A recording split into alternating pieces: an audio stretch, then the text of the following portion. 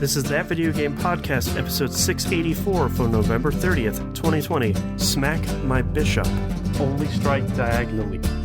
Bishop to D3.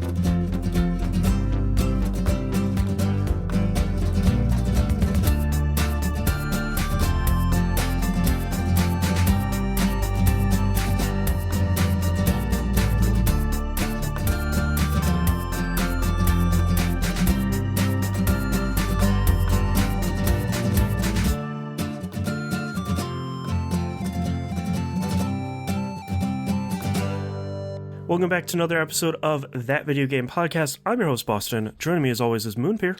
Oh, am I really joining you, or are we all just specks of cosmic existence?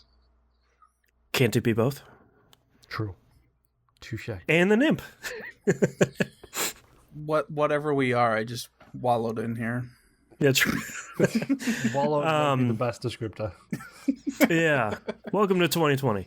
As I talked about last week, check the announcements channel on the Discord server. Discord server is available for everyone. The link is on the right-hand side of the page at tvgp.tv. We need more people to vote on the Game of the Year, and that'll be recorded in 2 weeks, so you got a little bit of time for that. And if you have any predictions, that helps out that episode a lot. We're recording that in a week on the 6th. So if you got predictions, you don't have to fill out all of them. None of the three of us have any of ours yet, so don't feel super badly.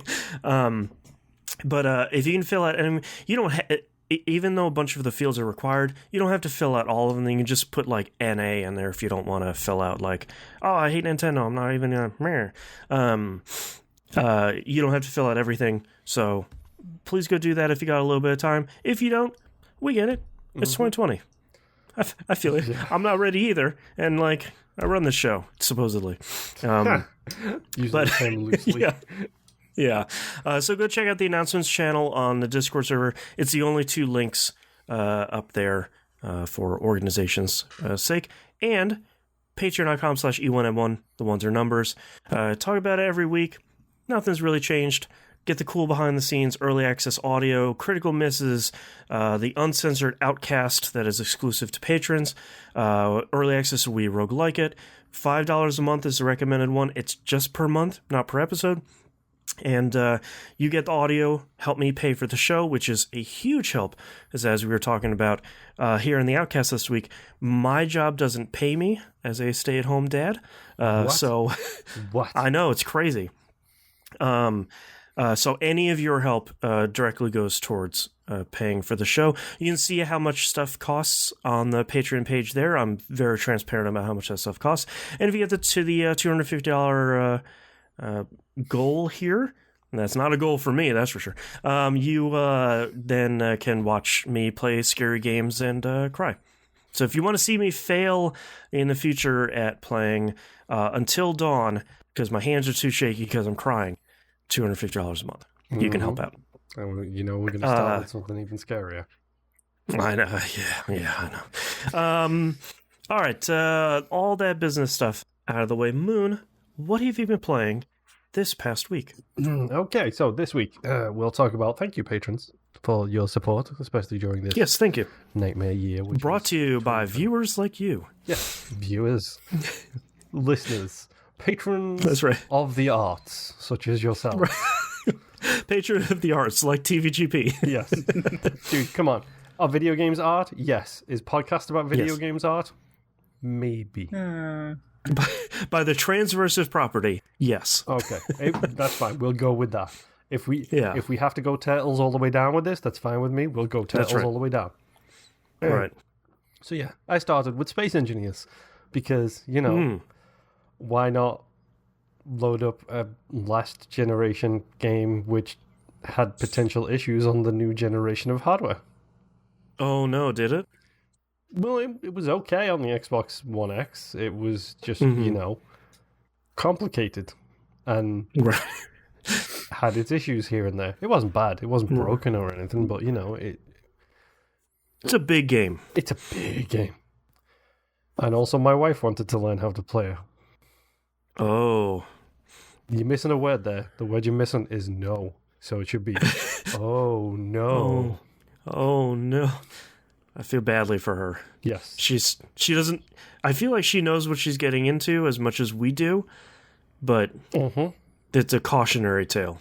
Yes. However, so number one, it works great on the Series X, and I can play with my wife who has a 1X, and it runs absolutely fine, so that's great. That's the dream. Can't wait till myself and Rob jump back into our world on both Series X's and see if we can actually take off and make it to space this time. We'll see. Yeah. Bright side, Crusader Kings got its hooks into my wife, so she's not focused on Space Engineers right now because she's got a much more complicated game to play herself. She had. I like that the paradox bug bit her. Stellaris is available on Game Pass on the Xbox One X, the Series X. She's aware. She has seen everybody tweet about it, and there's a reason she tends not to play 4X games. Crusader Kings was hilarious because she almost broke down in tears laughing because she had 20 children within 2 years at one point. Oh God! Crusader Kings. That was hilarious. I was like, "This is your reaction if you ever have one kid in real life, let alone 20 in a video game. This is your reaction." You having a real Sims 4 baby challenge going on here. But no, yeah, we fiddled around in Space Engineers a little bit. It loads so quick, dude. I was like, "Oops, load, done." It's so nice. Yeah, it's really good. We'll talk about fast traveling in a large game here in a little bit. That's sort of like, usually I'm just like, all right, let's doom scroll while I'm, nope, it's available. Okay. Yeah. Again, I think Chuck on Twitter from friends of the show, No Quarter /Bamfcast said it. Like, we literally do not have enough time to check Twitter and get depressed anymore. Right. Like, even if the games aren't the greatest, thank you for this new console. Right. This $500 has helped my mental health so much. You have no idea. But yes, Space Engineer seems to run good, and now that I've loaded it back up again, now it's got that itch at the back of my skull, where it's just like, all you got to do is get to an asteroid and get yourself some green stuff that I can't remember the name of. Uranium. There we go. And now it loads so much faster, you could just hop right in and start farming. No big deal. Yeah, exactly. It'll be fine. Yeah, just get on in there. You got half an hour. So yeah, Space Engineers is probably going to be a problem again soon, which I apologize for in advance. Blah, blah, blah. Space Engineers is great. Apex Legends. We played some of that this week. Yes, we did. Yeah. Which I completely forgot about until I looked at my console companion to write down my games. I was like, oh yeah, I played Apex with Boston again this week. Man, again, a super smooth experience for crossplay. I was on my PS5 this time. Last time we played was PS4, and it's super. So that means your wife was on her Xbox One X, and you were on your Series X. So we're across 3 different platforms, just absolutely no problems. Yeah, like worked absolutely it's fine. Great. I was playing with my wife, and like literally we were like, okay, let's play some Apex, and I just sent you the text, and I was like, hey Boston, do you want to play? Some Apex? And you're like, cool, be there in a minute. Like, yep. Jumped in, loaded in, got you in the game. You joined in while we were in the middle of a game, so we didn't even have to invite you or anything. Yeah, it was great. And I learned 2 new things about the PS5 controller. One is if you hit the mute button to mute the controller, you hit the mute button on the controller, it not only mutes the built-in microphone, but it mutes your microphone that you have plugged in as well. Handy. And if you hold the mute button, it mutes the audio coming out of your TV. So if you're like, if you're have like audio that's too loud coming through your TV and you're playing or something, or like for me, if there's a sequence in a game that we're going to talk about here shortly that you don't want your child to hear, just hold that button. I'm guessing that sequence is probably in my last game, which is a group game, so... Probably, yeah. We'll get to there when we get there, I guess. So yeah, I played a little bit more Apex, continuing the slow roll season pass, or as I like to call it, the try not to panic until there's 10 days left kind of season pass. Keep calm and season pass on, whatever the meme of choice you want. Yeah. So, I mean, it's Apex, it's fine, it's fun. I really like the new map a lot. I still haven't played as the It's very good. Yeah, I still haven't played as the new hero yet. I think I've got like 5 more champion runs in me. I'm like silver 4 in ranked.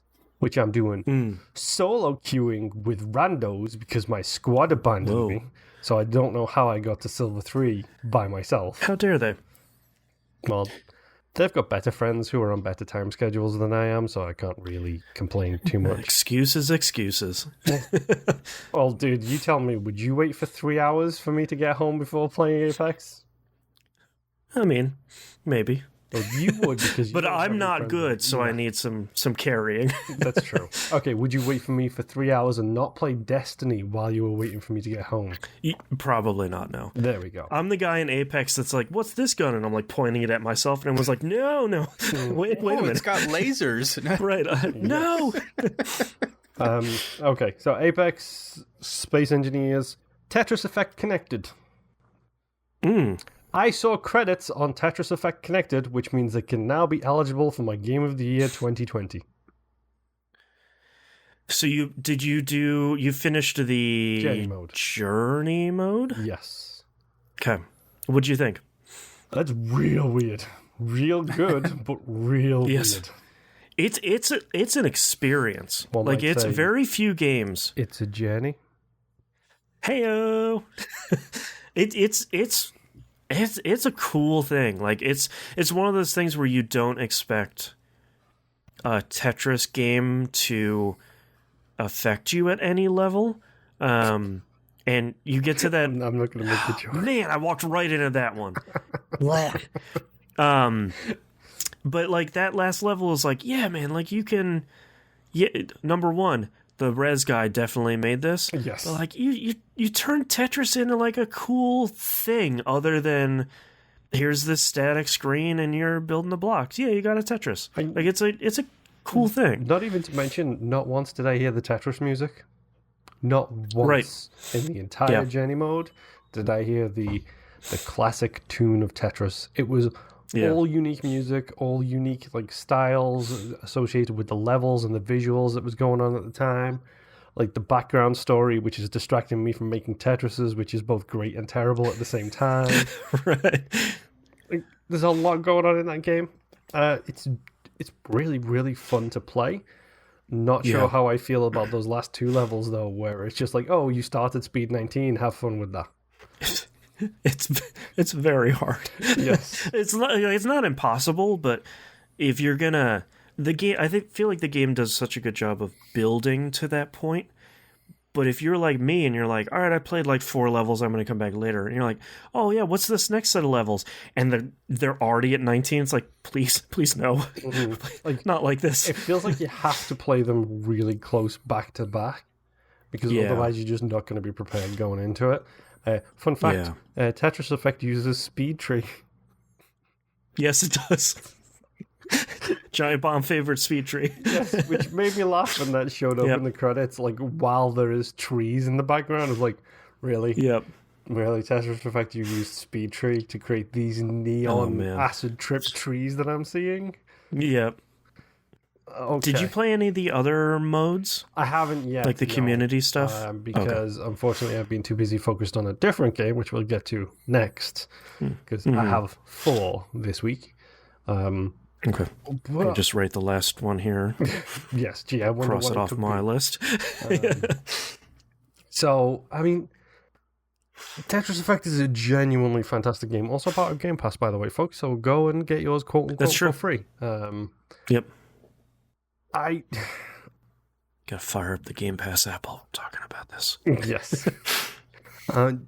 It's great. Like you said, it's definitely a case of, oh, hey, this looks a lot like Rez. Oh, hey, of course it looks like a lot like Rez because look who the main credited developer on it is. Yeah, it's like, this was definitely made by the Rez guy. Yep. Mm-hmm. Like, and it shows, like, you can tell. But then I don't think they do that very first song, which is the same song that plays over the credits. The Everything is Connected. Yeah. I know, terrible to pun for the game. Well, that song is a banger, and I don't like that type of music, and that song is a banger, and they very good. Do not use it enough. Like, there should be like a 4-minute level with just that song. Yeah. I mean, I'm sure if if you want to, the first level you can do 4 minutes on that song, but who wants to do that when there's high scores to break? I think some of the other stuff you can do, you can say, like, I want to play this mode on just this level. So I think you can do kind of like a traditional Tetris experience and say, I want this theme, I want this song. So you can kind of go do that. I would really I remember. I would really love, and who knows, it might be in the game, it might not be, for them to have a thing where you clear 1,000 lines and it does like a res version of like the rocket taking off from the original Game Boy version. Right. Like as a little ode to the original, but yeah, the original Game Boy skin is it's in the PS4 version. I'm assuming it's in this one too. But I don't remember if they do the rocket taking off or not. I'd have to see. It would be great. Like, but do it in res style. Like, yeah. You know what would be great? Res, and then every time you complete an area, you got a Tetris effect journey. And then area 2, and then area 2, and so on and so forth, and then throw in a giant space whale. Just for fun. That's your hacking minigame, is just Tetris? Mm-hmm. That would be really cool. Yep. Tell me, wouldn't it? I love it. It would be fantastic. It's all coming together. No, Tetris Effect Connected, there's a reason why everybody talked about it in 2018. Number one, because not a lot of great games came out that year, but also number two, because this is a genuinely great version of Tetris. Yep. And I'm looking forward to dipping my toe into the multiplayer / co-op, seeing how that goes. Also, I have to get to play level 100, which gives me 90 levels to go. Yeah. Well, thankfully, the like community stuff that they have on there that like isn't, I think they carried it over from the PS4 version and the VR version, where it's kind of like they have weekly challenges and they have a bunch of additional modes you can do. Like some of the puzzle modes are really cool. So I think there's a lot of variety over there to kind of help you make that journey over to 100. Mm-hmm. But yeah, it's a good game, and it was on Game Pass, and I've got 2 weeks to beat 3 games now left to try and make it to the end of my year, so that's fun. Super tiny games, right? Like 5 to 8 hour games? Yeah, 5 to 8 hour games, like my final game of the week, which is Yakuza Like a Dragon. Ha! I fooled you. I'm just kidding. It's actually AC Valhalla. So let's talk about AC Valhalla. I played so much of this week. Do you have an hour count? Okay, so... Do you have a best guess hour count? Because you have children when you pause it. Yeah, I have an exact hour count. The PS5 displays that now. But like you're saying, a lot of it is just looking at Eivor on the inventory screen or looking at the world map while I'm doing something else. It says 25 hours. I bet you can probably chop 5 to 10 off of that, which is still significant, but it's not 25 yet. Okay. Nimp? I'm about 25 hours. Okay. This game is not open on my system unless I'm playing it. I'm at 47 hours. Mm-hmm. Yeah. I can see how that happens pretty easily. Mm-hmm. Yeah. So my problem is I keep wandering around. That's my problem too. I'm in the middle of getting all the Borgia towers in England, so yes, also same. Yeah, same. Like I think I've cleared out 4 or 5 zones in England now. There's 1 or 2 I can't do because they are level 360 enemies, and if you know them, you know them because you ran into them. You're like, oh, I'll do this, and then got one-shotted. Yeah, I keep getting distracted by whenever the controller starts pulsing and there's one of those cursed items around. It's like, I'll just stop here and I'll shoot it. I just did I don't know if you guys have done the Cavern of Trials. I haven't. I don't think so. I won't spoil that then. I just did that. Wait. Appears 4 keys? Yes. Yeah, okay. I've done it. Yeah. I did my first Riddler challenge area. It was Seahenge, which was kind of a fun one. Yeah. It was like, what is this thing of rocks out in the middle of nowhere? And it's like, all right, man, line this stuff up. It's like, okay, all right, that was, this does it for me. I like that. I think I have, I can't say conquered. I think I have made treaties with 5 areas in England. Okay, so you are clearly not exploring anywhere near as much as I am. Yeah, I'm exploring a lot, but a lot of if I if I go to a city and I do like the Odin's site, whatever the pulse is, where you hold the right stick in. If I see a flight, I go do that because the charisma options for conversation are very good. Yep. Some of the flight stuff's pretty funny. Yeah, There's one in London which is hilariously good. Is that the one where the woman wants you to be nice to her? Yes. That's the one I just did, where it's like, this is really good. But for me, a lot of it is like, I'm going to spend a lot of time exploring. I'm going to do... I kind of like some of the environmental puzzles, where it's like, here's one of the gold armor icons on the map. So there's going to be an equipment piece here, which I don't need for reasons I'll get to here in a minute. Because you're so ridiculously overpowered that the combat is a breeze?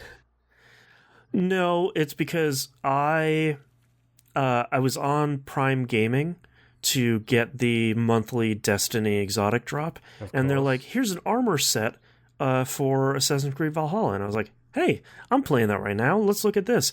It is stupid overpowered. So I'm just like, as long as you're kind of near the area, near like the level of the enemies, you're going to do pretty okay. In all honesty, you don't even need that. No, I think that's one of my frustrations in this game is like, it feels like gear mattered a lot more in Origins, like especially, and Odyssey maybe a little bit less, but in this it doesn't seem like you can upgrade it, you can put runes in it and stuff, but it kind of doesn't seem to matter. Early game, it doesn't seem to matter that much. Yeah. Well, it doesn't help that a lot of the rooms you get early game are like, bump this up by 2.1% or you know, whatever. It's like, it feels like all of the power in this comes from the skill tree, because each of those little nodes is like, oh, you do +1 stealth damage, and at this point I've unlocked like 40 of them, so I'm doing like plus 40 stealth damage, so it's like there isn't anything that I can't assassinate at this point. Right. Like, I do very few things that I cannot one-shot with the bow in this game. Yeah, I actually really like the it's not a quick time event, the little thing that comes up, that closing circle when you're trying to assassinate. Yeah, I think that's kind of cool, because it's not... In the previous games, it would be, well, you're going to take off this much health, but they have this much health left, so good luck. It's just like, well, you can do it as long as you've unlocked the skill, and then you just have to make sure you get the timing right. I think that's a much better system. Yeah, but you are right, like the gear feels like it doesn't matter at all, and all of the gear I am interested in using is the Raven-based stuff, which, for those of you who don't know, when you're looking at the gear screen, it's the symbol at the top. It will have a symbol at the top which decides which set of gear it's interested in. The symbol shares the same color as the skill tree, too. Like yellow, red, or blue. Yep. Can you guys see the unlockable skills on every single point, or is that just me? The big skills, yeah. Okay. So, have you completely filled out one of the colors? No, because I had a couple of upgrades that I was really pushing towards. One of them is auto loot, which to me is like, as soon as I can get that in any of these games, I'm going to get it. The other one is breakfall, I think it's called, the one where you roll at the end of you have to jump. Yeah, like you really have to fall from something very, very high to sort of take fall damage. I'm hoping at some point they replace that with Cassandra's ability, where she was just like, I don't care how big it is, I'm going to jump off it and I'm going to land and do a ground pound. Yeah. That was so good. But after that, it was just sort of like, well, let's kind of see things that sound interesting, like a chain assassinations, which turns out is way stronger than it has been in previous games. The tree I've filled out the most is stealth, because a lot of that there is very strong. I did mostly bow stuff. Because I really enjoy creating a pile of corpses to lead other corpses to. Yep. Bows feel really strong in this. Like both the amount of damage they do and the distance you can do that damage from even with just the regular bow, feels really good. Yeah. And honestly, there are some really sick like bow abilities, like of all of the special abilities you get. There's some of them that are really cool. My yellow is completely filled out, like completely filled out. There isn't a dot on that side that I haven't filled out. I'm doing the blue now because melee is usually my last like thing that I do. Yeah. At some point, though, I can now see the major skills, which I wasn't able to do before. That maybe that's a me patch too. thing. I'm not too sure. Maybe it's spend a certain amount of points. Yeah, because we just got that big patch 1.0.4 this week that like fixed a lot of the screen tearing stuff, improved a lot of performance on the current gen consoles, which performance was good already. And I'm on PS5. I know Moon's over on Series X. Performance was good already. Now on PS5 we have a performance or resolution mode selector. We didn't have that before. But largely my screen tearing is gone. And it's still 60 frames, still looks great. Mm-hmm. I haven't really noticed it at all. I have been going a little bit crazy with the screenshots with this game. It's such a good looking game. If you follow me on Twitter, you will see those screenshots. I do love the fact that I put the controller down, which you may have noticed there's a screenshot on my feed of Avio with Sunan on her shoulder, which is an idle animation. Yep. That will allow you to take photos with Sunan included in them, just so you're aware, folks. Yep. Really good. But the game looks great. I wish I could talk about where I'm up to, because I think like you, Boston, I think I've done maybe 5 or 6 alliances. I've hit 3 possible romance options at this point. I've hit 1, and the dude that wanted to get with me was not great. So I said, no, thank you. Was he one of the Reeves? Oh, he no, was... You're talking about Ivar. Well, I don't remember what his name was. He was during the wedding scene. At the end of that alliance, one of the guys was like, "Hey, lady," and it's like, "No, thank you." Big scar down his face, or was it his brother? God, I don't remember. So, let's talk about my problems with Assassin's Creed Valhalla. I don't care about the story. I have only met one character I like, and that's Soma. Everyone else I kind of despise, especially that dude in like depending on which one you choose, the first or the second area you go to, that has like that half of his head is shaved and he's got a really scarred face, and he's just a terrible. That's the one I was talking that guy sucks. Jesus. I didn't like any of that stuff because he's so obnoxious. He's really bad. Go ahead. I was just going to say, like, you're not wrong. There is a lot of... I feel like there's a lot of throwaway characters in this. Like, to me, the order don't matter in the slightest. Like, so I had like 3 cutscenes with these people. It's just like, I have not met you. I don't care about you. There is no story in you. So I literally This is my favorite part of the game, and I was telling my wife about this because she loves the Assassin's Creed games. I love that as soon as those 2 dudes, in like the first 30 minutes, the first 2 order dudes jump off the boat, and you're like, those are assassins. And the game is very much like, I met these friends in the Middle East. They're interesting. They have a secret order. I'm like, they're assassins. And Eivor keeps being like, so what, you want me to like join your crew? And I'm just like, yeah, man, let's do it. And they're like, no, we're good. See you later. They're just like, what? Like, the game is so disinterested in... Normally it's like, oh, we're going to teach you how to do the leap of faith. We're going to give you the hidden blade. Now you need to join. And they're like, no, we're good. We got enough peeps. So we got our own stuff to do. See I really like when they give Eivor the blade. Like, she puts it on wrong. She puts it on backwards. And they call her out on it. And she's like, well, I don't want to make the same mistake you idiots did. Yep, and then it shows the ring finger. I actually really enjoy, too, when you get to build in your village, you get to build a building for the Assassin's Creed order. Yes. And it literally looks like a bar from Red Dead Redemption with a wooden sign with the Assassin's Creed logo right on it. It's like, you guys aren't even trying right now. Yeah, you guys are bad at this. Is if you look at every single building in your village, they are all wood colored, except for that one. It's green, and they've painted it to blend in with the forest. It's like, dude, it's a building. Yeah, it's just I think that the city building stuff so far has been pretty good.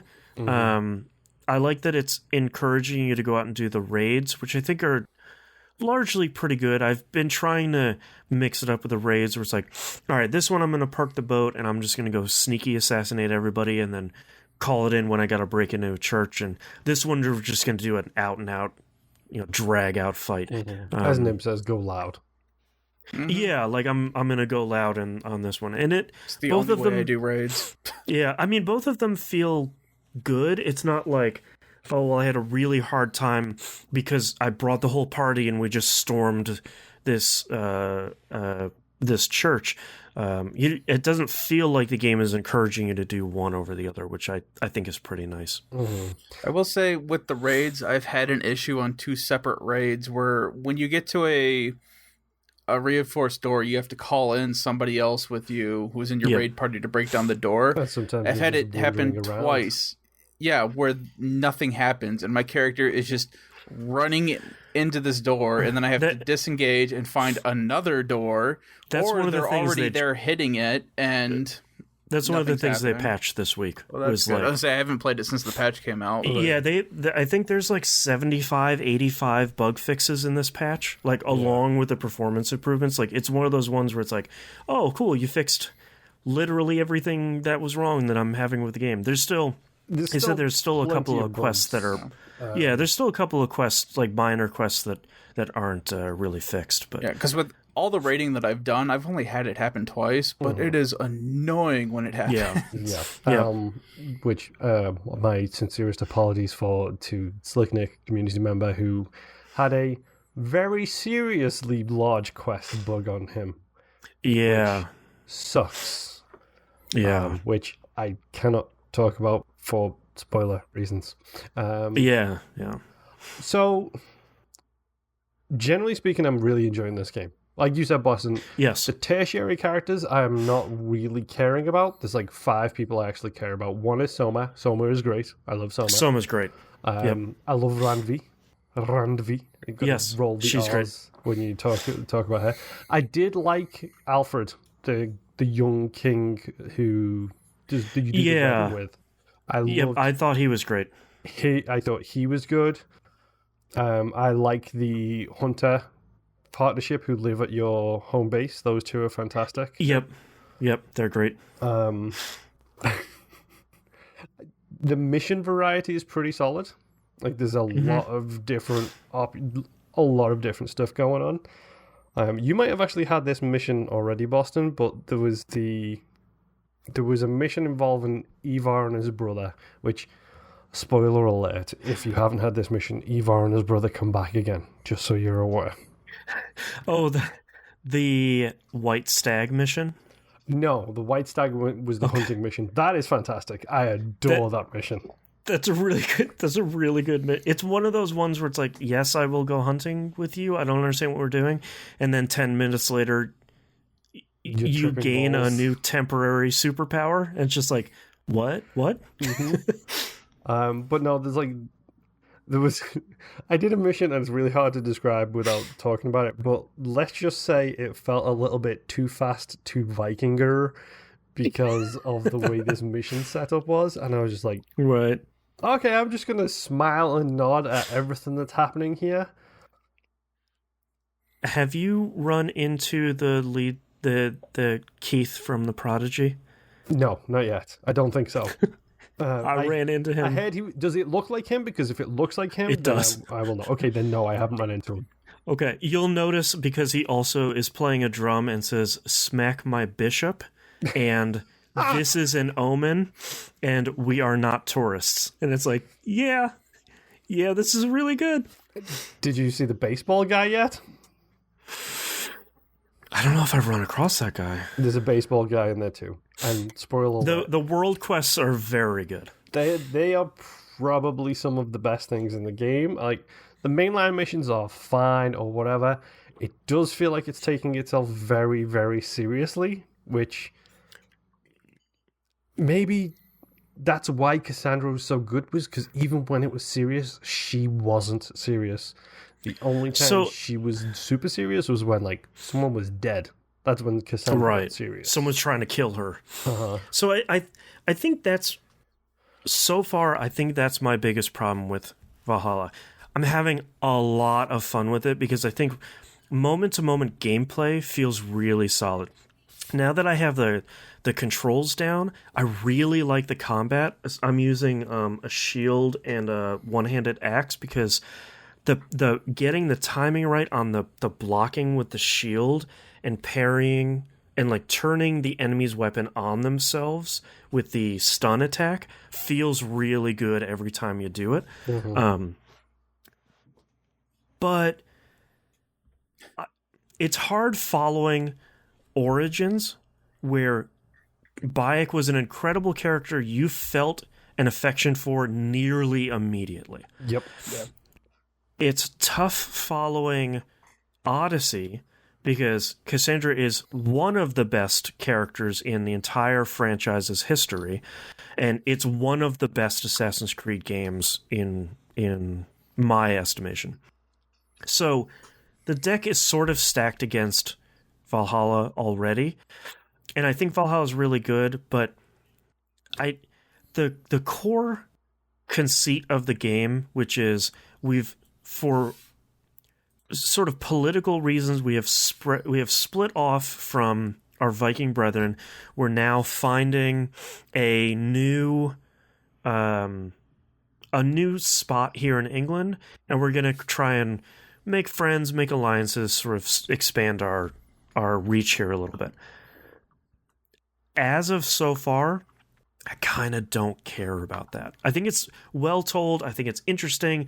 I like that you can pick which one of the regions you want to go to, so it's not this distinctly linear thing. Oh yeah. But I'm waiting for the game to get to the point where all of it kind of comes together, and you're like, oh, I've been doing all of that because this big story moment happens or this big thing happens, and now I start feeling better about playing as this character, doing this stuff, sort of playing this story. So, have you hit that point? No. Okay. One of the things that myself and you, Boston, adore about the Assassin's Creed series is the extracurricular BS that they put in around the side. Yeah. We love that stuff. Me and you personally. The modern day stuff? Yeah. Modern day stuff, and also the other stuff on top of the modern day stuff. Like, here's a ghostly apparition of Athena from Odyssey or whatever, and it's just like, right. Okay, Athena's a god, and this god is also one of these ancient people who we've been discovering about throughout the entirety of the game. There was that time traveling mission in Syndicate where it's like, I'm playing when now? Mm-hmm. So we love that kind of stuff. There is a potential, without revealing anything, that stuff is looping into the main game in this game. I do not want to say anything else. But it's a little teaser for me specifically. When you meet Falke, there will be hints, and this is a female character called Falke. When you meet her, you will start to receive hints about where this story might be going. Gotcha. I know that because I unlocked another landmass. A fifth landmass. Yeah. For the record. Woof. By the way. Okay. Yep. So it's really playing havoc with my OCD stuff. Yeah. Oh, trust me. If you Playing look at my map, everything that I have unlocked right now is bare. Mm-hmm. Same. Oh, I have no icons or anything. I go to an area, clear out all the icons I can. Can't get access to this one. That's probably a mission that's related to this zone. Oh, look, I come back to the zone and do the missions, and look, there you go. Now I'm in that area that I couldn't access. Yep. Right. There's a lot going on in this game, and it looks like they may be looping bigger things into the smaller stories. Oh, good. And it's interesting. It has the potential to go one of two ways. It's either going to go full on Assassin's Creed 2, I think it was, where at the end the Isu spoke to the game is talking to you, the player.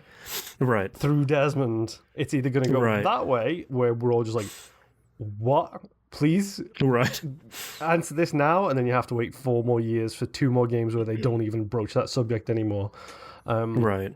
Or it's going to go the opposite direction, where it's going to give you too much information, which I think, Syndicate might have done that at the end, with like the stealth mission and the Isu control within the database. Yeah. Some of the future Google stuff was like, you're showing me a little too much. Yeah. It could go one of two ways, and I'm very interested. Nimp, I'm assuming you nodded knowingly when I mentioned a 5th landmass, which makes me think that you 100% have that landmass too. No, I don't have it yet, but a buddy of mine made mention of it because they were also playing it, and they just let it slip without thinking. I'm like, great, one more thing. Yeah. I do have to say, I am really enjoying this game. It feels like a given because I've enjoyed all of the other ones except for 3. And this series is for me, so it's sort of like, yeah, of course I'm enjoying Valhalla. I really, if you haven't, this is not the game you start with if you haven't played Origins and Odyssey. So many people are like, I'm starting with Valhalla. I haven't played since 2 or 3. What's going on? It's like, start with Origins, blow through that. Yeah, blow through Origins, blow through Odyssey. Don't do 100% of the stuff. Like, go play both of those are very, very good. If you're still feeling it, go play Valhalla. But like, the moment they tell you, like, after you get pulled out of the Animus for the first time, and they're like, here's the modern state of the world, and it's like, oh, right. Yeah. There's sort of a lot of stuff happening here. I had to laugh because I'm like walking around that cabin in the modern day stuff, and I see you can interact with the computer, and I beeline over there, and it shows me the OS, and I was just like, yes, this is my stuff. Reading all the emails, I'm listening to like 15-minute long audio logs, I'm looking through the trash for secret stuff. It's like, yeah, man, this is my Assassin's Creed. Here we go. 100%. I gotta go back and see more of that stuff. Some of that lore stuff was pretty good too, because even I was going through that computer, and I'm like, man, I don't care about this, and then like 15 pages later into one document, it's like, oh, okay, that was pretty good. Yeah. Yeah, it's that is what made me go back and rewatch the endings to Odyssey. Yes. Please remind me what happened there, because it's been like 3 years since I played it, and I just want to tie up my loose ends before I continue. Yeah. Fun fact, 47 hours in, haven't left the Animus again yet. Yeah, I feel like they probably won't force you to do that again. I think there's at least 2 or 3. There's always at least 2 or 3. If they kick you out of the Animus, there's at least 2 or 3 every time. I feel like they keep downplaying that stuff more and more. Like, I know you can leave the Animus. There's the whichever one of the D-pad buttons on the main menu will let you do that. But I feel like the fan base hates it so much when they have to do that stuff. They'll probably do it that point at the beginning and probably one time at the end, and that's probably it, which is a bummer. Well, the simple fact is the fan base is wrong. Yes, agreed. Yeah. Just irrefutably. But I'm enjoying Valhalla, but of course I will, and I think it's one of those that I keep seeing people on Twitter being like, I'm not really enjoying this. And it's like, then you need to stop playing, because there's way more of this game left, even if you don't do everything. Like, if this is not for you, don't play it. Like, the crazy thing is, like, they bring back that order stuff where you're hunting down people and like finding clues and stuff. It doesn't start until power level 90. You start at 1. I just hit like 91 or 92, and I tried to attack the first guy, and I just got destroyed because I was stupid. I haven't even there's an entire option on the main menu that I don't have access to yet. And I'm like 20-something hours into the game. Like, that's either your jam, like it is for us, or just go play Origins. And it's not that you start at power level 1 and you go up exponentially. It's that every little node on your skill tree equals 1 power level. Yeah. Every level up 90 gives you things 2. that you have to unlock to get to that power level. And my frustration continues with the experience and skill tree system in these games, where it feels like you don't get enough experience by doing stuff out in the world, which is sort of how it's designed. You get your experience by finishing story missions, finishing big missions, or finishing like world events and stuff, which normally you finish one of those, you get a level up and you get 2 skill points. Like, you do another one, you get a level up. So they're trying to meter that stuff out, but sometimes it's sort of like, I wish some of my exploring was counting for a little bit more. You'll notice it'll start to add up really quickly, because I'm currently declared to a place that's power level 130, and my current power level is 179. Okay. So it adds up real quick. I think it's the old Assassin's Creed thing of there's more to do in that area that can ever be done. More to see. That's the Lion King. There's more to do there than is necessary to take you past that level to complete the area. So if you go under-leveled into an area, you'll come out about right after doing the story missions, if that's all you do. Whereas if you do a little bit in pieces here and there of the cleanup, like, you'll find yourself being way overpowered way quickly. Like, I'm not kidding when I say I'm breezing through everybody. I'm not going into the level 230 places yet. No, I am exploring plenty of those areas, and like, there's like a battle standard guy, and he looks at me, and the game is just like, you need to go. Like, don't worry, I'm leaving. Like I said, there's a world event there, and one of the people in it is level 360, and I literally get one-shotted by looking in their direction. So I'm fine with not doing them right now. I'm fine with gaining my experience elsewhere. I don't know. I genuinely really am enjoying playing this game, though. Yeah, me too. Well, and I also find, too, that when you're doing a mission or a quest or whatever, there's usually 1 or 2 things that's along the way that's not that far off whatever path you're taking to get to that objective. So I've usually been knocking them out as I've been going somewhere else to do something else. Or like, as you raid an area, it's like, oh, here's like 4 or 5 different like things you can interact with. Here's a piece of gear. Here's a scroll to read. All of that stuff gets you experience. Or it's like, oh, I ended up on the other side of this island by accident. No, there's a tower. Well, I need to grab that for the fast travel, so I don't have to wander my way back over here. And right. Yeah, I still think Sunan sucks. Like the Raven. The only good thing about that Raven is the fact that when you do the leap of faith, it goes caca. Yeah, I don't use him much. No, me neither. How far have you guys flown that Raven out? Pretty far. Because I've gone pretty far with it and have not had it bring me back or anything. I'm talking like I've flown to like a whole other island kind of thing. I feel like the thing... I almost feel like they're trying to downplay it in this game, because in previous games it was, all right, you're near an area, you need to find a person... go up into the sky, find the person, and then come back down. This one's very much like, you're in this area, do that Odin sight thing, that person's over there. It's very much like you don't need to use the Raven. The Raven in this only gives you a big circle. Like a huge circle to, that you can see. But the objective in the upper left-hand corner of the screen changes when you're in the circle.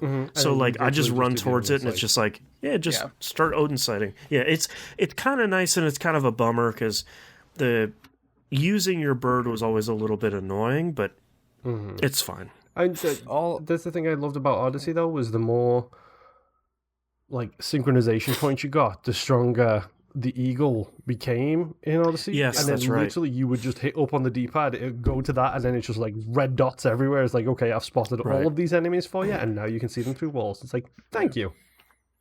I do like that skill in this one, though, where when you're crouched and you haven't been seen, it just automatically highlights all the enemies that you've seen. That's super helpful.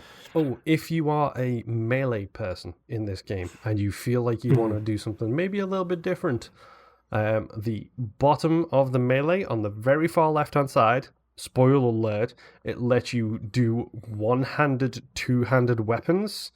I've seen that. So yeah, I'm moving that way. Wield two-handed weapons. Yeah, I would like to use a two-handed weapon in one hand because I have one that's really strong, but I don't want to get rid of my shield because I like how that gameplay plays. Mm-hmm. Yeah. So yeah, we're all enjoying it because we just spent like half an hour talking about it. Yep, Exactly. But yes, that's all I got though. Yep. Okay.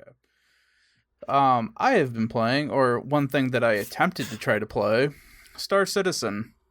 Oh no! No. Community member Dude, Angel come Eye. on. No, Angel Eye, why? Why? Don't. No. This isn't his fault. So Okay. It's Star Citizen's fault. yeah, no, this is. So he just sends me a random message, just letting me know, hey, he's got some free time this week. Did I want to play? And it's like, yeah, let me get these updates done because it's been a month since I've even logged into it.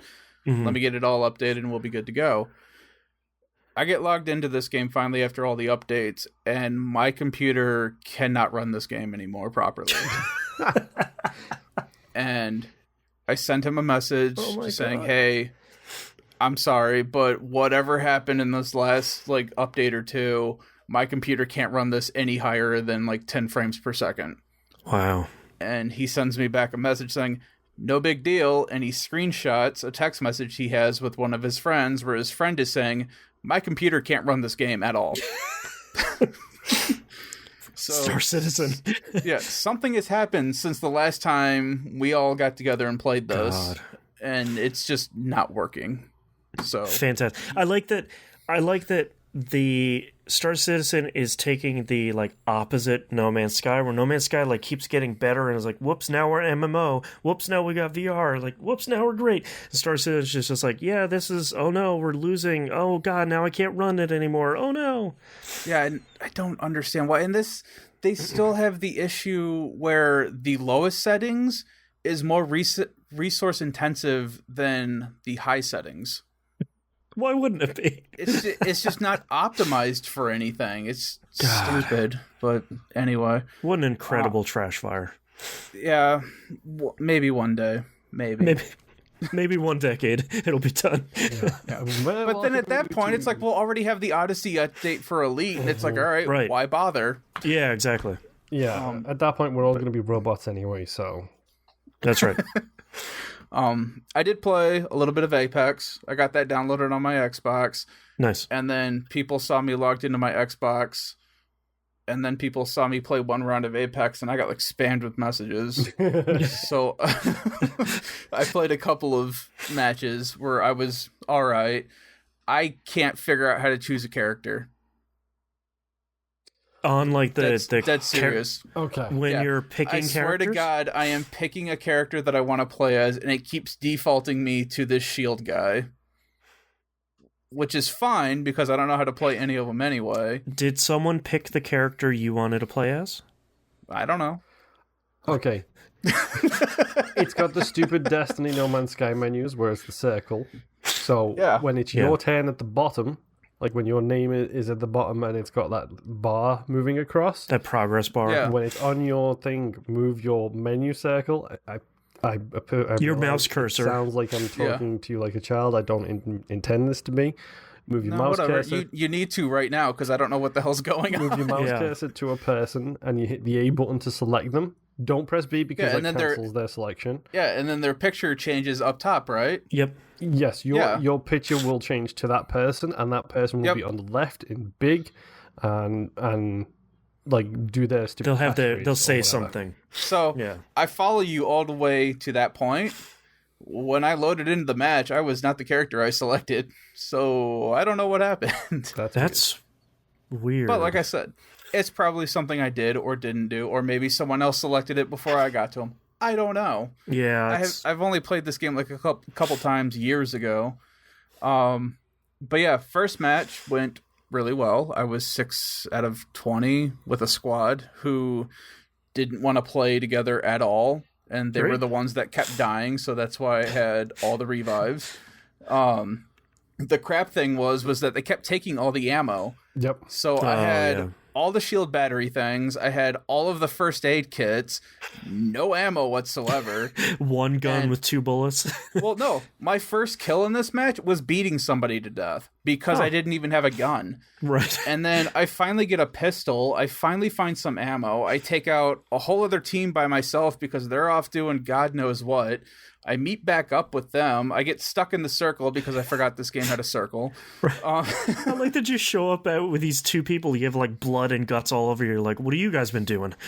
Well, and so I get through, like I just got done recharging my health and my shields. And all of a sudden I realize, oh, there's a circle here. And so I'm running with the circle to the last point.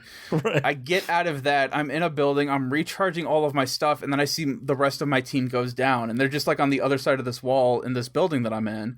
So at this point, I still only have a pistol and 60 rounds of ammunition that I managed to find. And I bust through that door, guns blazing, take out 2 more teams. And 2 more teams show up and take me out. Yep. You are way better at this than I am. I think, well, a lot of it was, I don't think anyone expected me to be there, honestly. Because I literally came out, like, on a map, let's say my team that was down was on the north side, my building was center, I came out the door on the south side, just basically kicked that in, saw everyone there, and just started lighting everyone up as they were looting the screaming and shooting. Yeah. So, to me, I believe I only died because I ran out of ammo. I had nothing. Right. So, right. And I had no way to run up on anyone and start beating them to death. So, whatever. Right.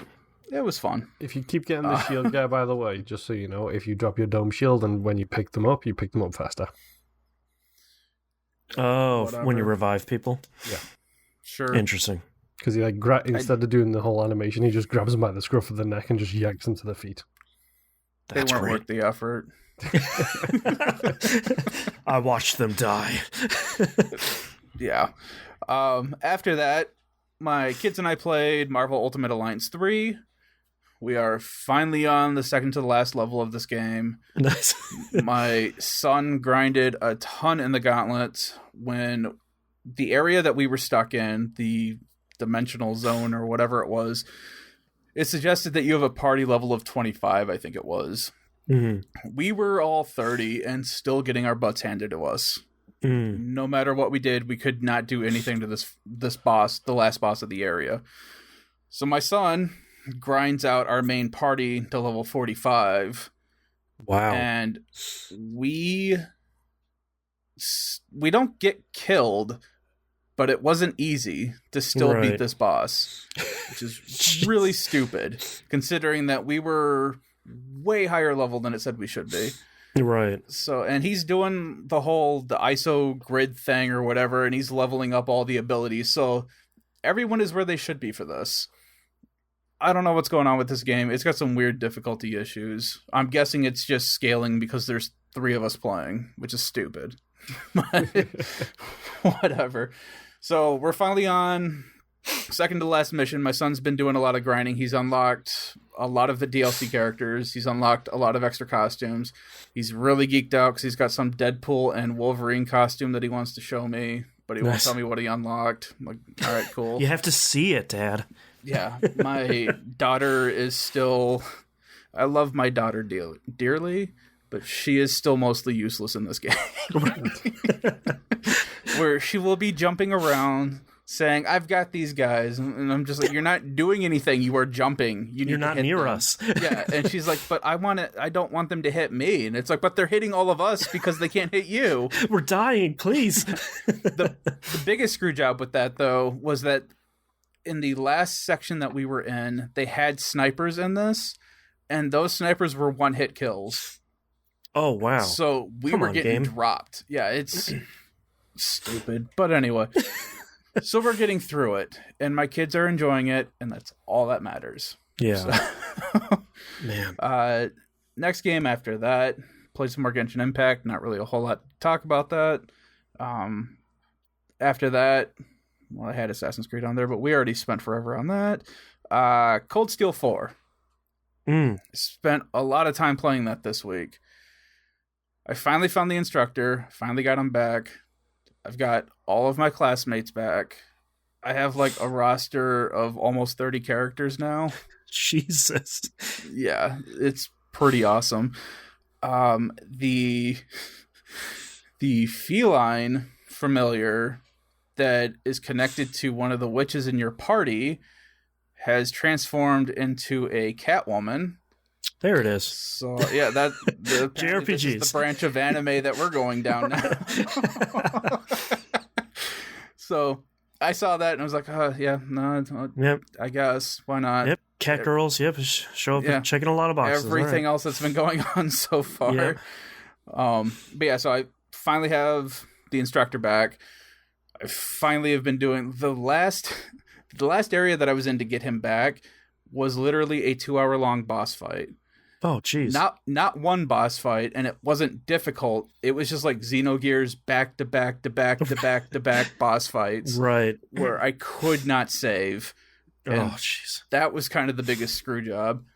But in the middle of doing that, it actually kind of started to remind me of some of the Xenogears mech fights that you got to do. And here's my friend. No.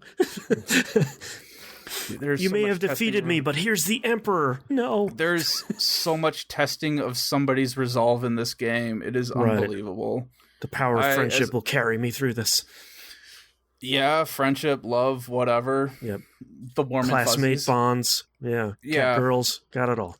God, I can't handle all the resolve talk. Like, I don't understand why that's such a big thing in this game all of a sudden. Some of these franchises are just like, this will really test my mettle. It's a show of my resolve. It's just like, who are you yelling at?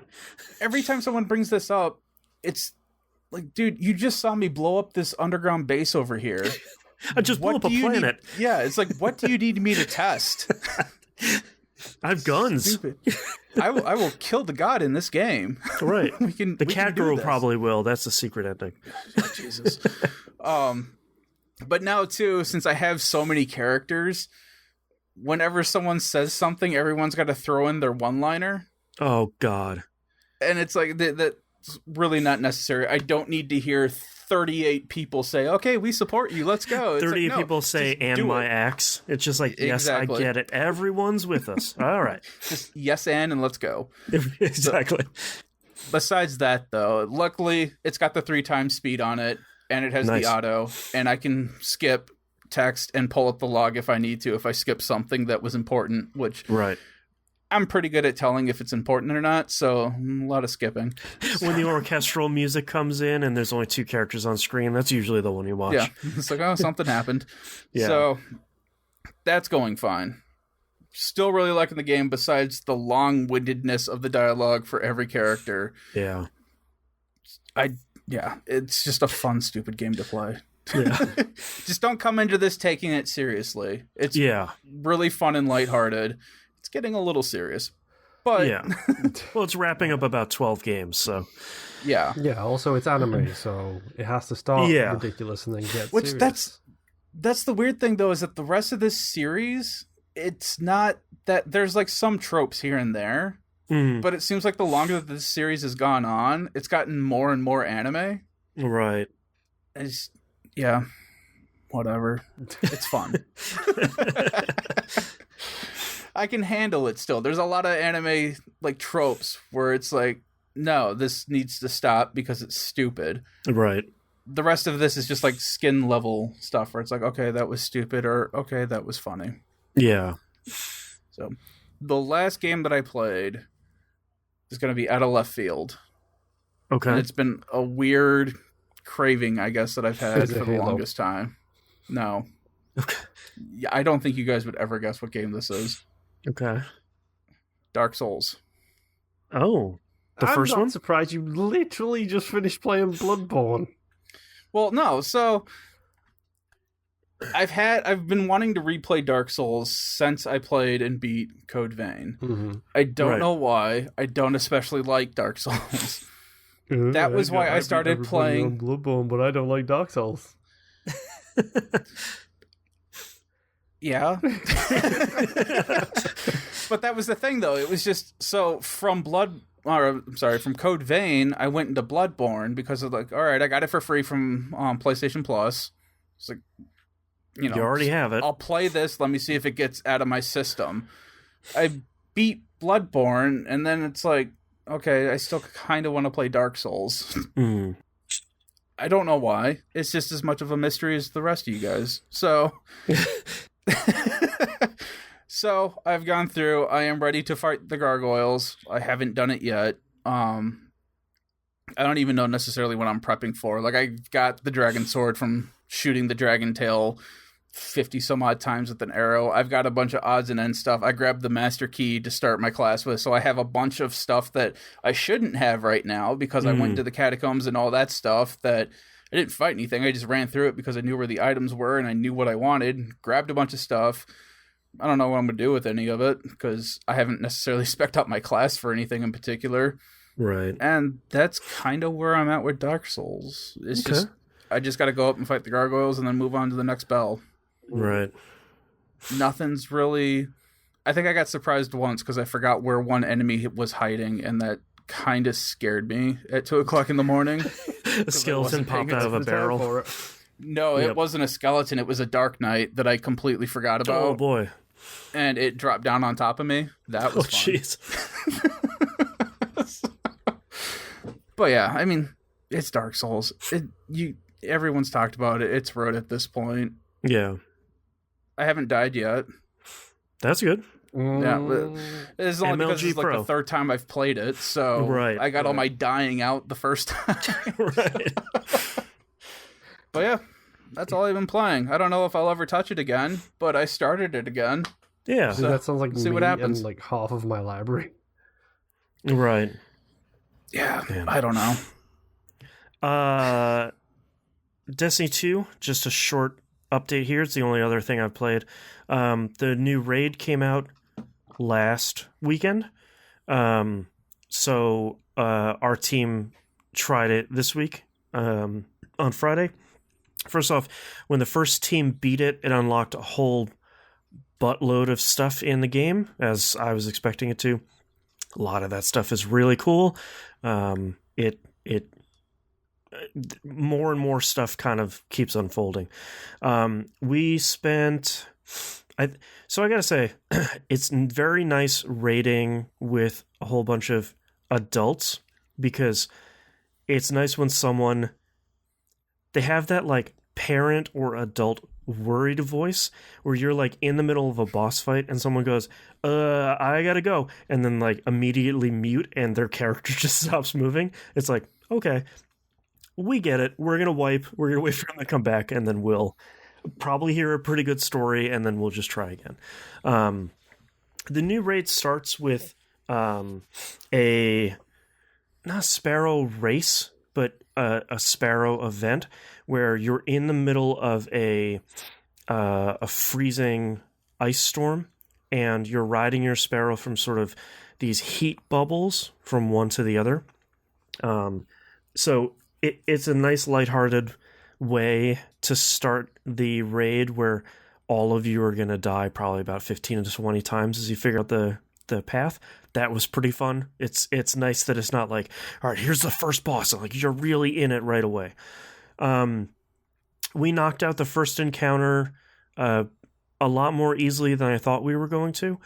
We picked up on it pretty quickly. It's a really, really cool fight, where you're kind of passing buffs upstairs and downstairs between people that are doing a bunch of jobs, and like sort of on two different sides of the upstairs. It's a really cool fight. We made it to the second encounter, and we gave a bunch of tries before we all got tired and called it a night. That one is wild because a whole bunch of people stay in the area where you start, and 3 other people shoot themselves into space to an orbital platform. And you do a bunch of stuff there with a boss that continually replicates itself. It is an incredibly complicated fight that I think by the time we quit, I think we were getting it down. And I'm very, very excited for us to try it again this week. It's nice to kind of have a new raid to do where none of us have done it before, so we're all kind of learning at the same time, and we're taking some of these strategies that other teams have figured out, but kind of changing them a little bit for how we need to do them and for how we communicate. It's turning out really well. So, not a lot otherwise than just a lot of Assassin's Creed Valhalla. Oh, real quick before I wrap up our incredibly lengthy first segment here. There is one fun thing that the PS5 version does with the DualSense controller, and it is when you dive into water, the DualSense controller makes like a really bassy splash noise, like the splash you would hear underwater comes out of the speaker on the controller. It's like an incredibly minor thing, but it's kind of this fun thing where it's like you hear it coming from the TV and you hear it coming out of the controller at the same time. It's one of those things where it's like, it's not a system seller, but that was kind of fun. Mm-hmm. But yeah, that's all I've been playing this week. So let's take a break.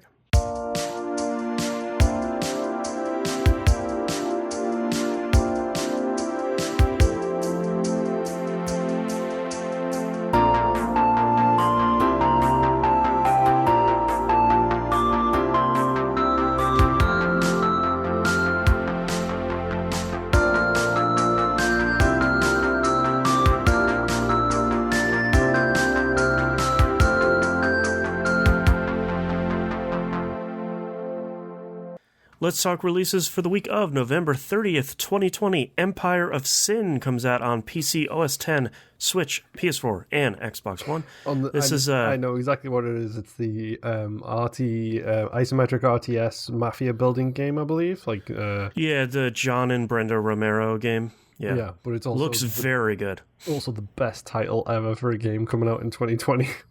Yes. Yeah, it looks very good. I'm very excited for this. I want to pick this up probably in the new year. I want to see sort of what it runs best on. But I've been looking forward to this for a while. It looks really great.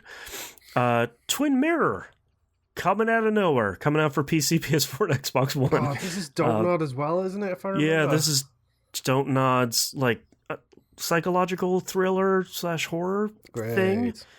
Yeah. I feel like they've released like 5 games this year, and it's like, oh, right, and you're releasing another one here. So, is this episodic or is this all in one? I do not believe it's episodic. Okay, so there's 4 games I need to beat in 2 weeks. No pressure. Not at all. Not at all, with Assassin's Creed Valhalla being huge. Was this the one that you could flip worlds? No, that's the medium. Yes. Okay. Yeah, by Bloober. I don't know. Bloober team.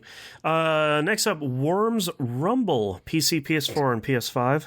How did Team 17 still exist at this point? I mean, don't get me wrong, they made great publishing decisions, which probably kept them alive. Yeah, their publishing arm is what's keeping them alive. This game, however, I love the Worms series. I've been enjoying them since the very first one. Fun fact about the Worms games. Yeah. If you ever want to hear what a true Liverpool accent is like, they're very good. Turn the Scouse accent on in Worms, and you will hear exactly what we sound like. My first introduction to the Scouse accent is the original Worms.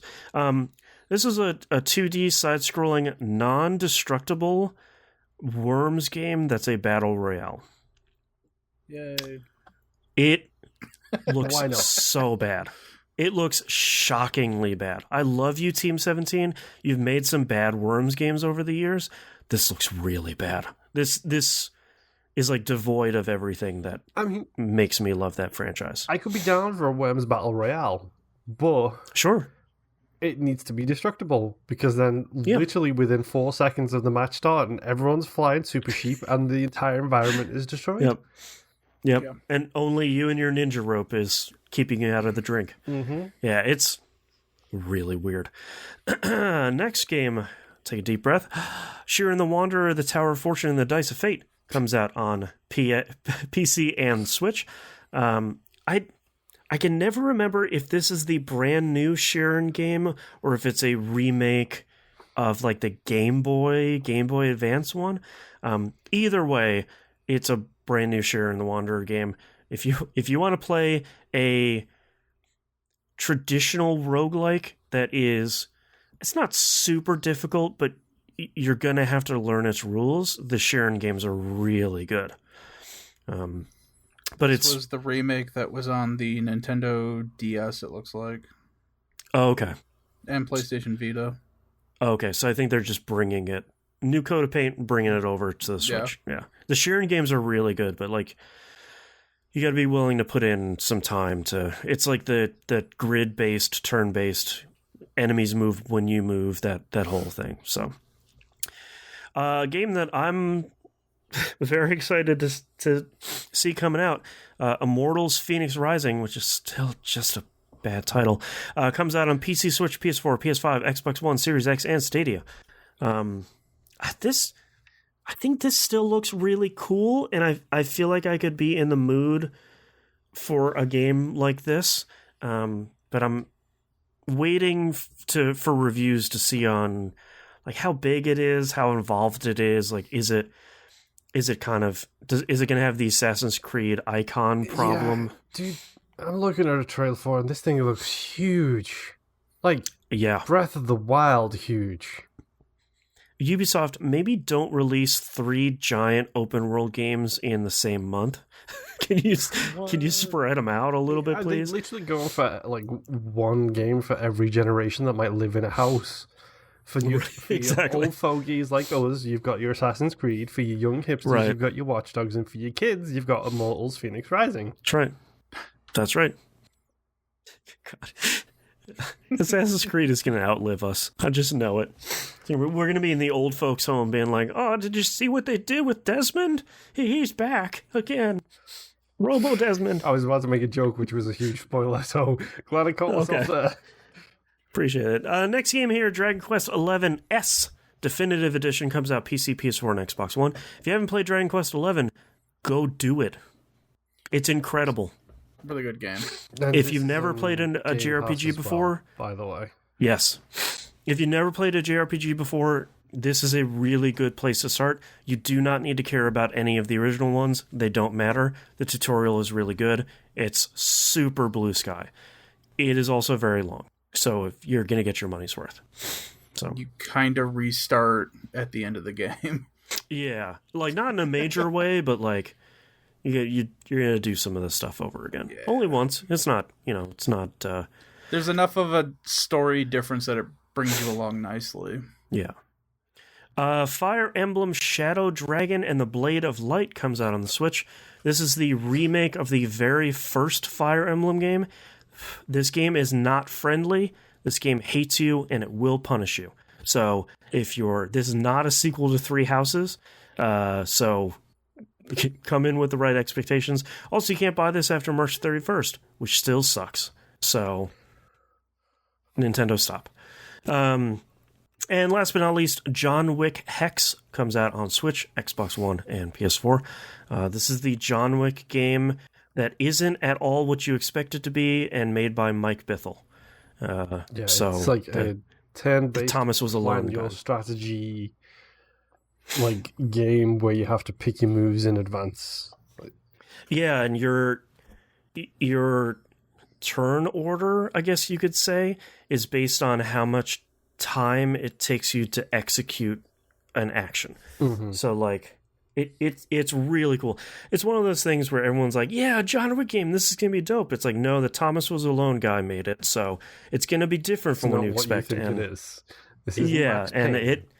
Right. That's what people were expecting, is like, yeah, a sequel to Stranglehold. And it's like, number one, weird.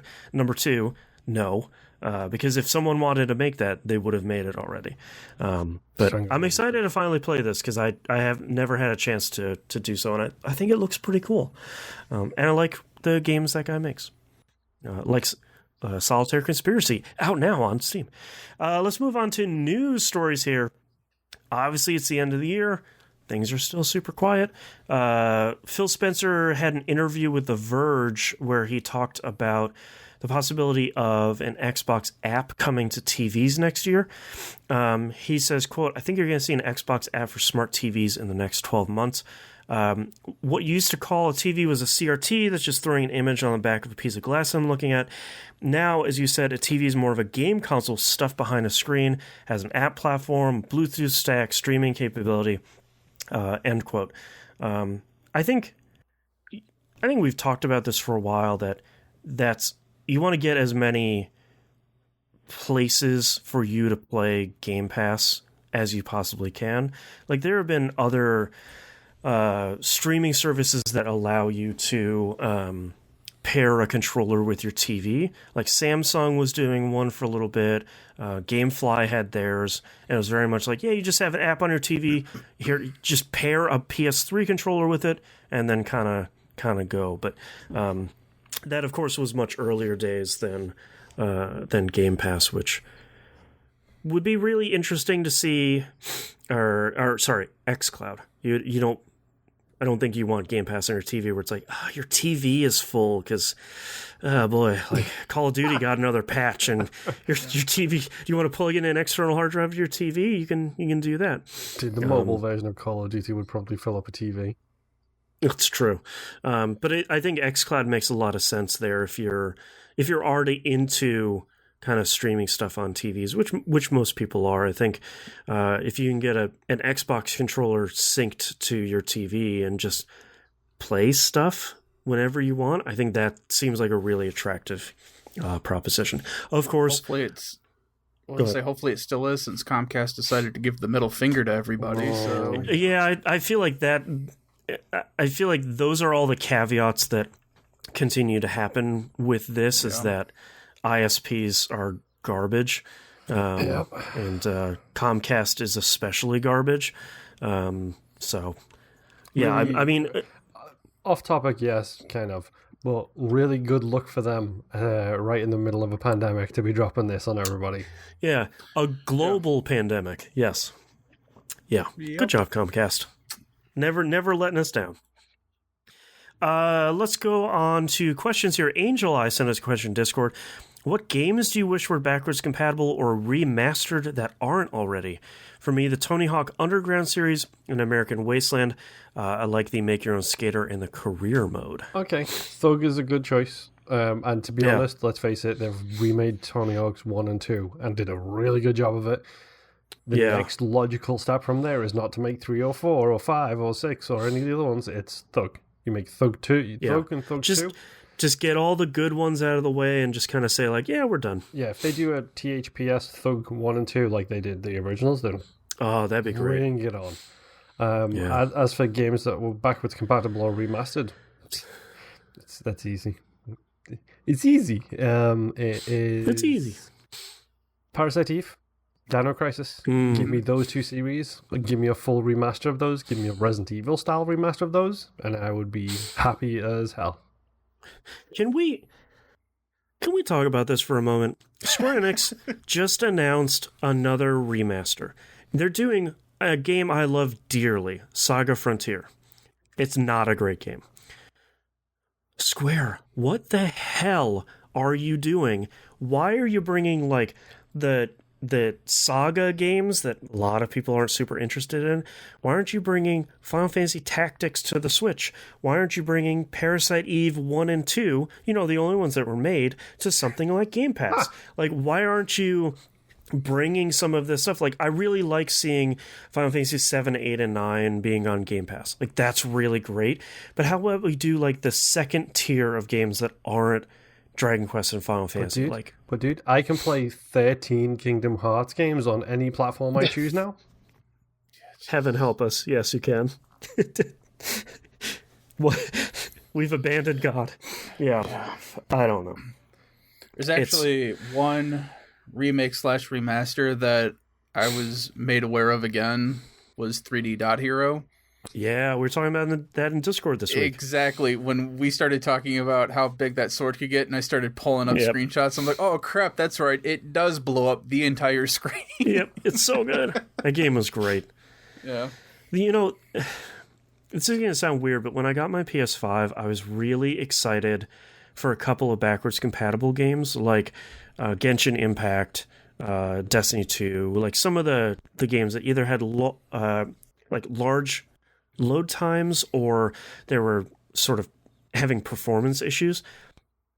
Moon will roll his eyes, but one of the games I was looking forward to the most was Dungeon of the Endless, a game that literally only I on the face of the earth like, because it is a roguelike tower defense punishing nightmare of a game that somehow clicked with me. Mm-hmm. You want to guess what doesn't work on my PS5?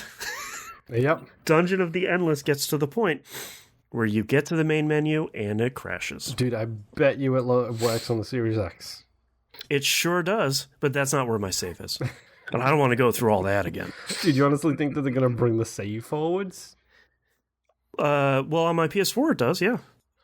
But like, it's I don't expect it to go cross-platform, but someone else on Twitter got to the developers before me, literally one other person, and said like, hey, this thing doesn't work on PS5. Are you guys going to patch it? Silence. Not surprisingly, but real bummer. Cool. Maybe I'll just start it back over on Series X. Yeah. Late Elf asks in Discord, question, what would you have American McGee do today if he got to choose his project? This being the mind behind Alice and Alice Madness Returns, games he made after working with id on Doom and Quake in the 90s. God, what would I have? Keep going down with fairy tales. Screw it. What, like a Grimm's? Yeah. American McGee's Grimm's? That'd be great, sure. What was the last thing he worked on? He probably worked on Cube with Molyneux or something, I don't know. No, it was like if I remember correctly, the last thing he worked on was problematic. Oh, look at here's was it Cube American Molyneux? God, I totally forgot about that. Just keep tapping until you get right in there. That's right. Spicy Horse was the company. Spicy Pony. Jesus Christ. Worked for Game Tap. Yeah, I'll have to see here. What would I have him work on?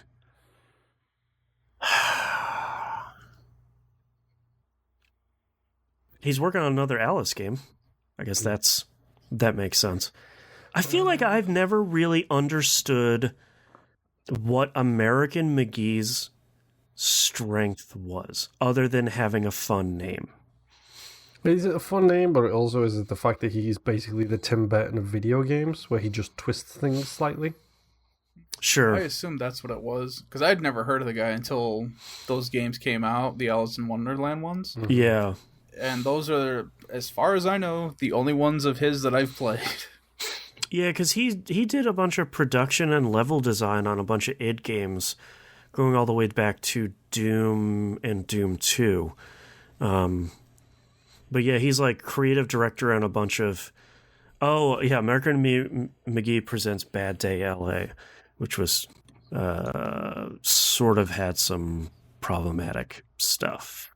Like being called a bad Postal clone, which has a lot of layers to that.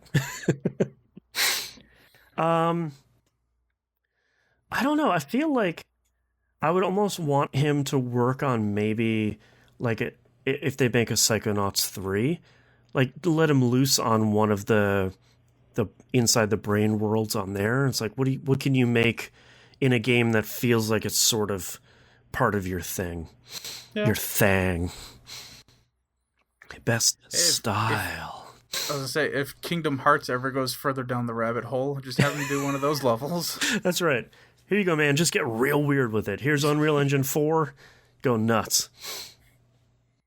We have broken publishing ties with American McGee. Stuff is just too weird.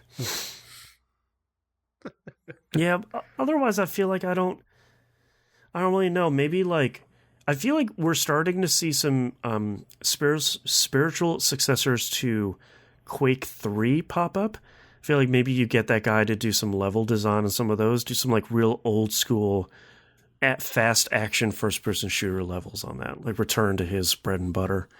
Yeah. Other than that, like I don't know. Well, what does this guy do at work all day? I don't know. He sits there. He's got a fun name, though. I'm American McGee. Thanks to my name, That's right. I have millions of dollars. That's right. Yep. Yeah.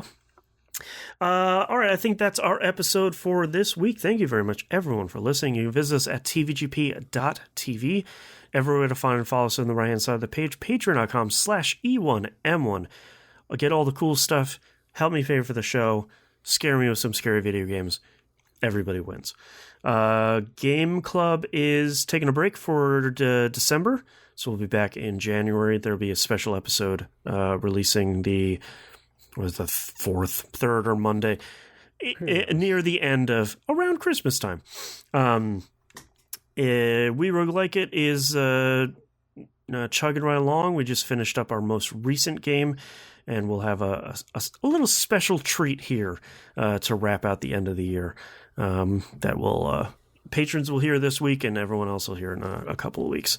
And Critical Misses continues to be really great. I think Season 2 is starting here on the public feed, so go check out some more heists, this time without 4 wheels. This time you just got a lot of eating food in Vegas. I think that's it, so we'll see you all next week. Bye. Bye.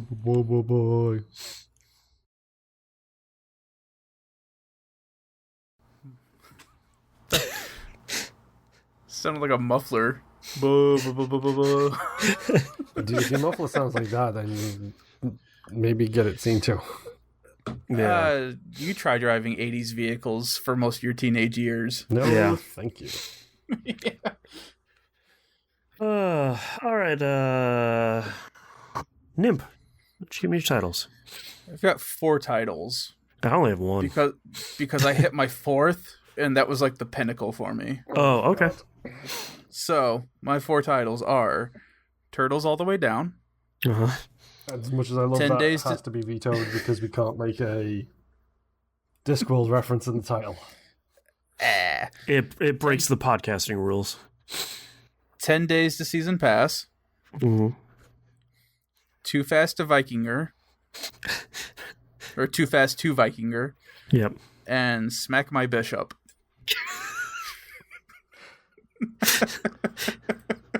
It's very funny. Is that going to get vetoed, Boston?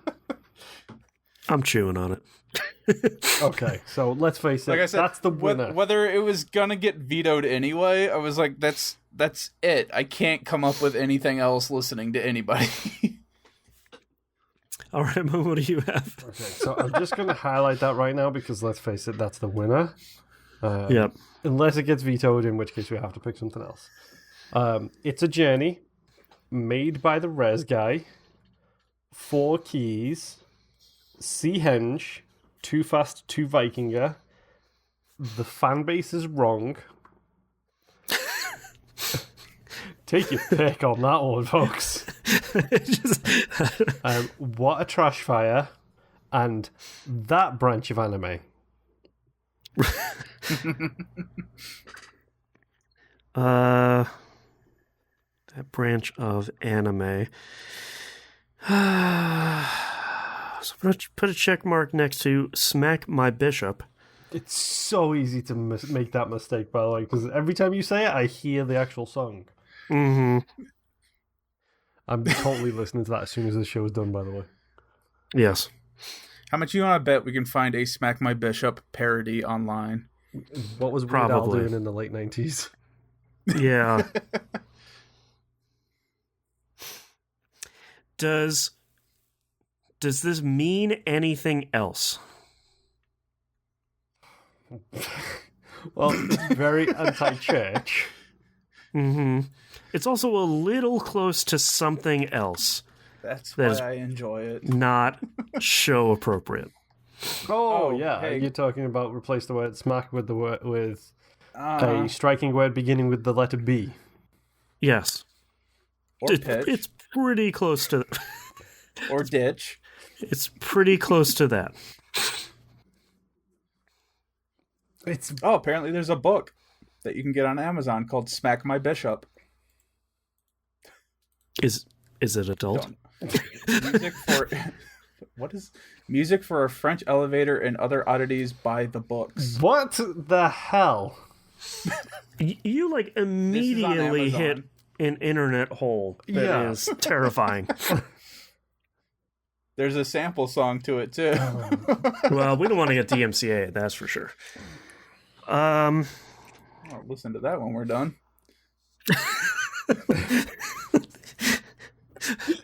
Is he gonna listen to Prodigy or just gonna listen to chamber music over there? We are officially off the rails.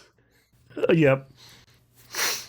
I can't find anything. There's a couple songs here and there, and whatever that weird thing is that I found on Amazon, but besides the obvious, there doesn't seem to be anything else linked to it. I feel like the only other option would be Too Fast, Too Vikinger, but it's not super strong. Nothing is as good as Smack My Bishop. I'm very carefully enunciating my P's here. Bishop. I'm not even going to say it. Like, nothing is as strong as that, but that's like literally 2 steps from the wrong direction in like several different ways. Yeah. Like, this is a you call, Boston. Like, 100% this is on you. If this gets vetoed, I know. And I'm like right on the line of both. Number 1, it's very funny. Mm-hmm. Number 2, it's a very funny joke. Number 3, my dinner is almost here and I'm very hungry. Like, because it's a great reference, it's a great song, but also I didn't even make the Bishop reference until you literally mentioned it out loud, Boston. And honestly, it didn't even occur to me, almost used the wrong word there, until I said it out loud here, and I was just like, oh, that sounds a lot like... Because the only problem is in context, you're only going to think about the song. Out of context, there's only one other thing you're thinking about. And like that's my big concern is like show titles can be construed out of context very easily. Yeah, and it's like that's such a powerful tool for, no pun intended, for the show and for like drawing people in, but if we choose that, do we get great SEO but then a bunch of 1-star reviews because we're not talking about adult content? Yeah, and also like, do I want to... Usually this is the sort of stuff we talk about with the patrons, where we talk about like the ethos behind the show. Is that the sort of first impression that we potentially want to make for the show overall? Yeah, but come on, dude. We haven't made a joke along those lines ever in a show title, I don't think. So that's fair. It's not exactly like you can sit there and say, well, all of your show titles are all these filthy in jokes, but yeah, like they're all innuendo jokes. Yeah, like it's almost never an innuendo. I can't think of the last time we had an innuendo as a show title. Well, I think you sold me then. Let's do it. I was gonna say, all I can say is that you guys know how much I love just kissing that gray line of Vita. Yep. Yep. It's almost like you've got both tires off the track, but the curve of it is just over the white line, so you get away with it. I'm not getting that black-white flag yet, so... That's right. Sports. Formula 1 reference, folks. Not sport, as Boston said. All right, well, you guys sold me. I circled it. We didn't. Let me know when you guys are ready. Yourself. Yeah, whatever helps you sleep at night. Mm-hmm. That's right. Blame it on Moon. That's how I sleep soundly. Really? Don't blame it on the weatherman. Blame it on Moon. Yeah, when the FCC comes for me, I'll be like, "Look, this English guy with their loose rules crossed the pond." You can't be saying that because then you're going to follow up English guy with English guy who lives in America to a government agency. You can't do that. We have all these previous clips from the show of things that he said. Mm-hmm. I love murder.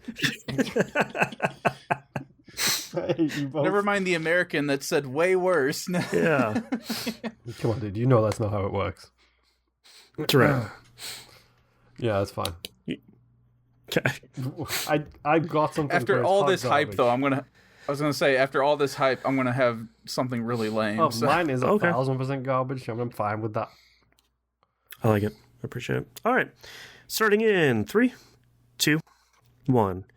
This is That Video Game Podcast, episode 684 for November 30th, 2020. Smack My Bishop. Only strike diagonally. Bishop to D3. I wasn't expecting you guys to go to chess. I like it. This is why I like this show. You guys think out of the box. Yeah, well, we kind of had to because you couldn't exactly go the other direction and think inside of the No, box. we did not. Because the I box in this appreciate question is a wholly timed innuendo. And then just cut all that audio out. Yeah. All right. Thank you so much, everyone, for hanging out with us for nearly 2 hours. Super appreciate it. We'll see you late next week because we will be doing some holiday recording before that. Yeah, talking about See you hanging then. out for 2 hours. Yeah, boy. Yeah. All right. Bye. Yeah. Bye. And we can stop recording. Click.